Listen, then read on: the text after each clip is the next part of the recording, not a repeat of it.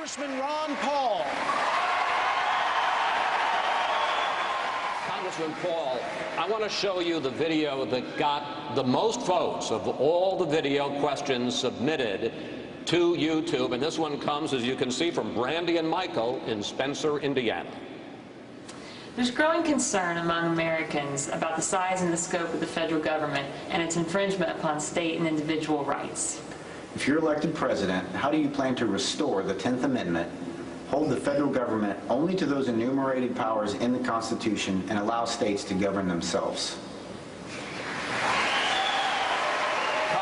Congressman, what's your answer for Brandy and Michael? Well, obviously it would take more than one individual, but the responsibility of the president would be to veto every single bill that violates the 10th Amendment. That would be the solution. Anything else, sir? You got a little time left. Well, I'll tell you what, that is the subject that is crucial because government is too big in Washington, D.C. It's run away. We have no controls of spending, taxes, regulations, no control in the Federal Reserve printing money. So if we want government, whether it's medical care or whatever, it's proper to do it at the local level as well as our schools. But there's no authority in the Constitution to do so much of what we're doing. There's no authority for them to run our schools, no authority to control our economy, and no authority to control us as individuals on what we do with our personal lives. Thank you, Congressman. Thank you, Megan. The next question is for all of the candidates. It comes to us from Atlanta, Georgia, on the topic of education. Hi, I'm Stella Lohman from Atlanta, Georgia. I've taught in both public and private schools and now as a substitute teacher. I see administrators more focused on satisfying federal mandates, retaining funding, trying not to get sued, while the teachers are jumping through hoops, trying to serve up a one-size-fits-all education for their students. What, as president, would you seriously do about what I consider a massive overreach of big government into the classroom? Thank you. That topic is for all candidates, and to get everyone to weigh in, 30 seconds. If you care about your children, you'll get the federal government out of the business of educating our kids. In 1980, when the Republican Party ran, part of the platform was to get rid of the Department of Education. By the year 2000, it was eliminated, and we fed on to it. Then we, as Republicans, added No Child Left Behind. So the first thing a president should do is the goal should be set to get the government out completely, but don't enforce this law of No Child Left Behind. It's not going to do any good, and nobody likes it, and there's no value to it. The teachers don't like it, and the students don't like it. But there are other things that the federal government can do, and that is give tax credits for the people who will opt out. We ought to have a right to opt out of the public system if you want. Governor Perry. I want to ask you a question about a comment you made a couple of weeks ago about a border fence with Mexico. Here's what you said, sir. I want to quote it. There's capital controls and there's people control. So every time you think of a fence keeping all those bad people out, think about those fences maybe being used against us, keeping us in. Question, Congressman, do you know a lot of Americans who want to take their money and flee the United States of America?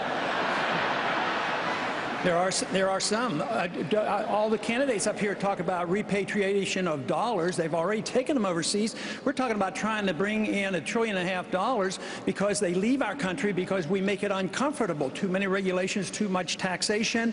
They can't start business. They've lost confidence. Yes, when countries destroy a currency, they do lead to capital controls and they lead to people control. So I think it is a real concern. And also, once you have these data banks, the data banks means that everybody's going to be in the data bank. You say, oh no, the data bank's there for the illegals. But everybody's in the data bank. That's national ID card. If you care about your personal liberty, you'll be cautious when you feel comfortable. Blame all the illegal immigrants for everything. What you need to do is attack their benefits. No free education, no free subsidies, no citizenship, no birthright citizenship. And that would get to the bottom of it a lot sooner. But economically, you should not ignore the fact that in tough economic times, money and people want to leave the country. That's unfortunate. Congressman Paul, thank you very much, sir. Chris, thank you. You have said that you believe that life begins at conception and that abortion ends an innocent life. If you believe that, how can you support a rape exception to abortion bans? And how can you support the morning after pill? Aren't those lives just as innocent? They may be, but the way this is taken care of in our country, it is not a national issue. This is a state issue. And there are circumstances where doctors in the past have used certain day after pills for somebody with rape. And quite frankly, if somebody is treated, you don't even know if a person is pregnant. You don't even know if there's a disease. But if it's 24 hours after rape, I don't know how you're going to police it. So I don't think you should create. We have too many laws already. Now, how are you going to police the day after pill? It doesn't make any sense to me in a practical matter. So I would say that nobody can outdo me on respect for life. I've spent a lifetime dealing with life, but I still think there is a time where the law doesn't solve the problems. Only the moral character of the people will eventually solve this problem, not the law. Government destroys jobs, the market creates jobs. So the government isn't going to be expected to create the jobs. They have to change the environment. But you can't do that unless you understand where the depression, recessions come from. And you can't understand that unless you know where the bubbles come from. I've been arguing this case for 20 years and warning about bubbles and housing bubbles and NASDAQ bubbles, and a lot of other economists have been doing the same thing. Until we understand that, you can't solve the problem. You have to deal with the Federal Reserve System. You have to deal with free markets, and you have to deal with the tax program and the regulatory system. Then you can get your jobs, because the people will create the jobs, not the government.